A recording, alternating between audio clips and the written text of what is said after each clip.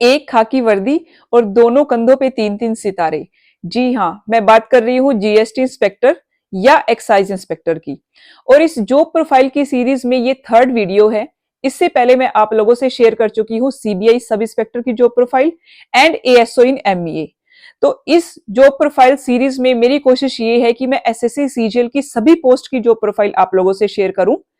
और इस वीडियो में हम बात करेंगे कि एक्साइज इंस्पेक्टर की सिलेक्शन प्रोसेस क्या है, उसकी सैलरी क्या रहती है, प्रमोशनल एस्पेक्ट क्या है और उसमें ट्रेनिंग में एक कैंडिडेट को क्या क्या सीखने को मिलता है। तो चलिए बिना टाइम वेस्ट करे हम सीधे मुद्दे पे आते हैं और बात करते हैं जीएसटी इंस्पेक्टर की। उससे पहले मैं आप सब लोगों का स्वागत करती हूं आपके अपने यूट्यूब चैनल बी ऑथेंटिक पर।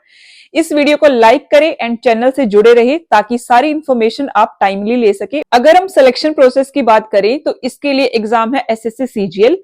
ये ग्रेजुएशन बेस्ड एग्जाम है। कोई भी बच्चा जिसने बीकॉम करी है, बीटेक करी है, बीएससी करी है, किसी भी स्ट्रीम का बच्चा इसमें अपीयर हो सकता है। सभी पोस्ट के लिए वो एलिजिबल हो सकता है।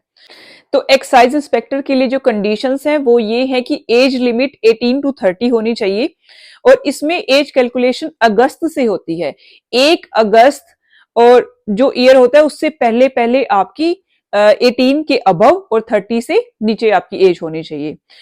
इसके साथ साथ अगर आपके एग्जाम क्लियर हो जाते हैं और आपको एक्साइज इंस्पेक्टर मिल जाता है, फिर आपका फिजिकल और मेडिकल टेस्ट होता है। तो उसको क्लियर करने के बाद ही आपको इसमें पोस्टिंग मिलती है। और फिजिकल स्टैंडर्ड आपको अपने माइंड में बिल्कुल ध्यान से रखने चाहिए, क्योंकि अगर आपका सिलेक्शन के बाद फिजिकल क्लियर नहीं होता तो फिर आप किसी भी पोस्ट के लिए एलिजिबल नहीं रहते।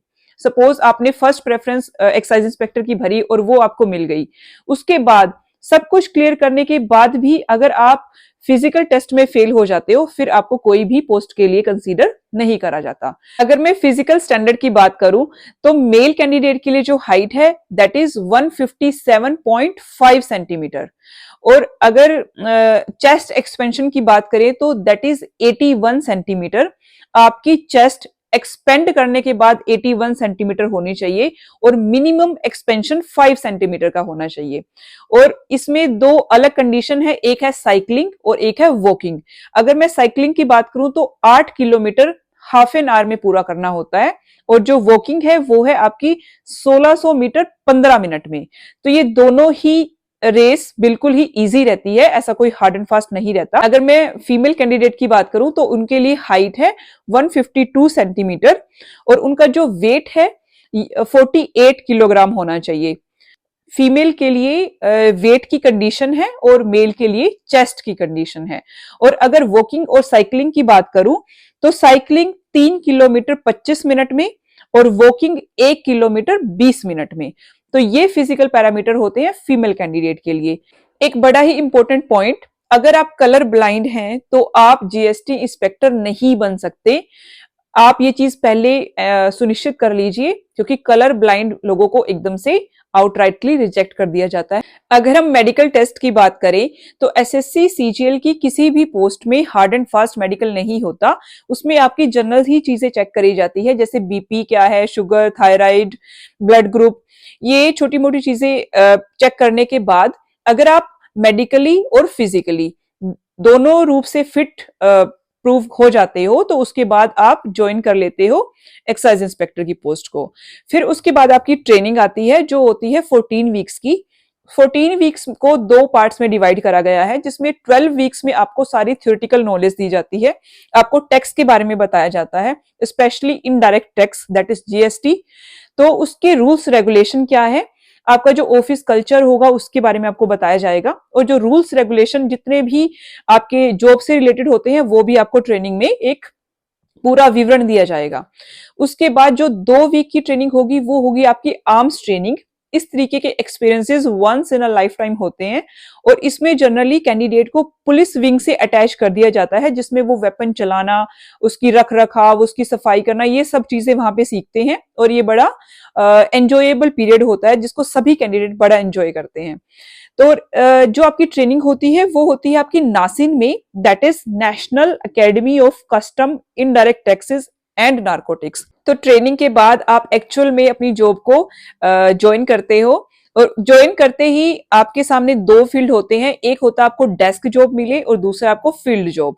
तो अगर आपको डेस्क जॉब अपने ऑफिस में मिलती है तो उसमें आपको करना होता है कि आप रिपोर्ट प्रिपेयर करते हो, अपने सीनियर्स को असिस्ट करते हो, या फिर आपको एडमिन का काम मिल जाता है। तो जो ऑफिस से रिलेटेड काम होते हैं वो आपके डेस्क जॉब में रहते हैं। और अगर आपको फील्ड जॉब अलॉट होती है तो उसमें आपका सर्च और जो रेड आप टीवी पे देखते हो वो भी जीएसटी इंस्पेक्टर ही करते हैं। और उसके बाद आपकी जो पोस्टिंग होती है वो या तो एयरपोर्ट पे हो सकती है या फिर नॉन एयरपोर्ट एरिया में। और इसमें जो आपकी फील्ड जॉब रहती है उसमें आपको एक्सपोजर बहुत ज्यादा मिलता है। आप तरह तरह के लोगों से डील करते हो फील्ड में निकल के, और उससे आपको ज्यादा कुछ सीखने को मिलता है। जैसे सीजीएल की सभी पोस्ट में ऑल इंडिया पोस्टिंग रहती है और ये नॉन ट्रांसफरेबल जॉब है। जी हाँ, ये बड़ा इंपॉर्टेंट पॉइंट है। जो एक्साइज इंस्पेक्टर के जोन बने रहते हैं, जैसे north zone, south zone, east zone, west zone, तो जोन में ही आपकी विद इन जोन ट्रांसफर होती रहेगी। बट ऐसा नहीं है कि अगर आप चेन्नई जोन में हो और आप दिल्ली जोन में आ जाओगे, उसके लिए आप डेपुटेशन पे कुछ टाइम के लिए आ सकते हो, बट आपका जोन चेंज नहीं होगा। नॉन ट्रांसफरेबल होने की वजह से ही कुछ candidate next time SSC CGL देते हैं और जो आपकी कम रैंक की पोस्ट होती है उस पे भी ज्वाइनिंग कर लेते हैं, क्योंकि इसमें ट्रांसफर बिल्कुल ही बंद है। स्पाउस बेस पे भी आपकी इसमें ट्रांसफर नहीं होती। यही रीजन रहता है कि जो नॉर्थ के कैंडिडेट है वो पसंद नहीं करते कि वो साउथ में जाए, और इसकी जो ज्यादातर जो वैकेंसी होती है वो साउथ जोन में होती है। तो अगर मैं एक्साइज इंस्पेक्टर की सैलरी की बात करूं तो इसमें जो आपका पे लेवल 7 होता है और 44,900 से आपकी सैलरी शुरू होती है। और एक्स सिटी में आपकी ग्रोस सैलरी होगी 86,000 और जो इन हैंड आपको मिलेगी वो 72-73,000 के अराउंड मिलेगी। और अगर वाई सिटी की बात करें तो आपकी सैलरी होगी 80-81,000 और आपकी जो ग्रोस सैलरी है वो एक्स सिटी से 4-5 हजार कम कर लीजिए, क्योंकि टीपीटी अलाउंसेस और एचआरए अलाउंसेस आपका वाई सिटी में कम हो जाता है एक्स सिटी से, फिर आपका जेड सिटी में अकॉर्डिंगली कम हो जाता है। जो आपकी एक्स सिटी है उसमें एचआरए आपका फिलहाल 27% है और वाई सिटी में 18 एंड जेड सिटी में 9%। तो ये पक्ष अलाउंसेस की वजह से आपकी एक्स वाई जेड सिटी में ये आपकी सैलरी रहती है। और आपका एनुअल इंक्रीमेंट होता रहता है, तो जिसमें आपकी 3-4,000 सैलरी हर साल इंक्रीज हो जाती है। और जब आपकी प्रमोशन होती है तो फिर आपकी सैलरी में एक हाइक आता है। अब हम बात करेंगे कि एक्साइज इंस्पेक्टर में कौन कौन सी प्रमोशन है और एक कैंडिडेट जो एक्साइज इंस्पेक्टर सेलेक्ट हुआ है तो वो किस पोस्ट तक जा सकता है।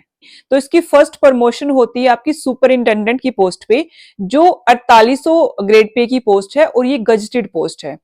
एक्साइज इंस्पेक्टर की आपकी नॉन गजेटेड की होती है और पहली ही प्रमोशन में आप गजेटेड हो जाते हो। जो सेकंड प्रमोशन है वो है असिस्टेंट कमिश्नर की, third deputy commissioner, fourth joint commissioner and then commissioner. जो कैंडिडेट एक्साइज इंस्पेक्टर सेलेक्ट होते हैं वो मैक्सिमम डिप्टी कमिश्नर तक पहुंचते हैं और या ज्यादातर आपके असिस्टेंट कमिश्नर पर ही रिटायर हो जाते हैं। तो आप किस लेवल तक जाएंगे ये नंबर ऑफ वैकेंसी पे डिपेंड करेगा। दूसरा डिपेंड करेगा कि आप किस एज में सेलेक्ट हुए हैं। एक कैंडिडेट जो 21-22 की एज में सेलेक्ट हुआ है और एक वो कैंडिडेट जो अपने लास्ट अटेम्प्ट में 30 की एज पे सेलेक्ट हुआ है, तो उनके प्रमोशनल प्रोबेबिलिटी डिफर करेगी। फिर उसके बाद हम बात करते हैं कि इनको कौन कौन सी फैसिलिटीज गवर्नमेंट की साइड से मिलती है।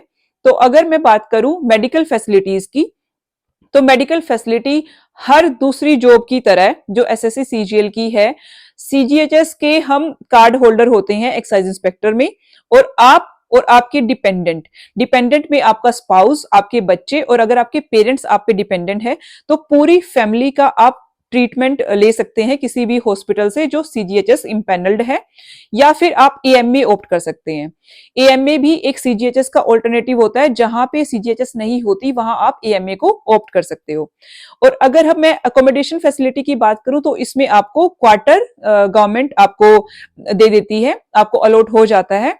और अगर आप खुद से आप कोई अपार्टमेंट लेके रहते हैं तो फिर आपको एचआरए मिल जाता है।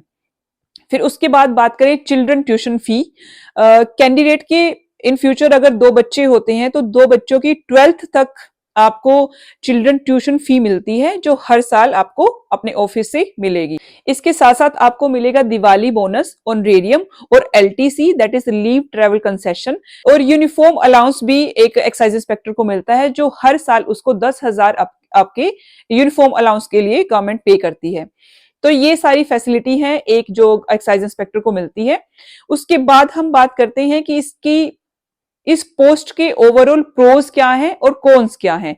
तो डिटेल में आपने सब चीजों को जान लिया कि कैसे सिलेक्शन होगी, क्या इसमें आपका काम होगा, कैसे आपकी ट्रेनिंग होगी, क्या आपकी सैलरी रहेगी और कौन कौन सी आपको फैसिलिटी मिलेगी।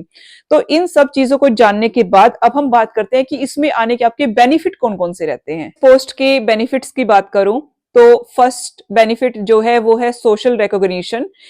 जब आप एक इंस्पेक्टर की जॉब पे ज्वाइन करते हो तो आपको सोसाइटी से रिकॉग्निशन मिलता है और उससे आपकी हौसला अफजाई भी होती है और आप नेक्स्ट किसी जॉब के लिए प्रिपेयर करना चाहते हो तो उसका भी रुतबा आपके अंदर आ जाता है।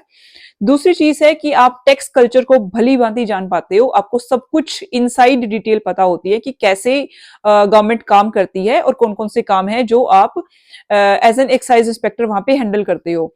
और जो सबसे बड़ा बेनिफिट ये है कि आप अपने पूरी जॉब में टैक्स कल्चर को जानने के बाद आफ्टर रिटायरमेंट भी आपके पास अपॉर्चुनिटी होती है कि आप कॉर्पोरेट सेक्टर से, प्राइवेट सेक्टर से जुड़ के उनके लिए काम कर सकते हैं। तो ये एक बड़ा तगड़ा पॉइंट है।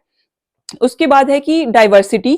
अगर आप फील्ड जॉब में काम करते हैं तो आपके पास डाइवर्स नेचर का काम आता है, आप जान पाते हो कि कैसे हमारा पूरा सिस्टम फंक्शन करता है। तो डाइवर्सिटी होती है, आपको ये चीज बोरिंग नहीं लगती। अगर आपकी डेस्क जॉब है तो एक मोनोटोनस टाइप की जॉब हो जाती है, बट फील्ड जॉब में आप बहुत कुछ सीखते हो।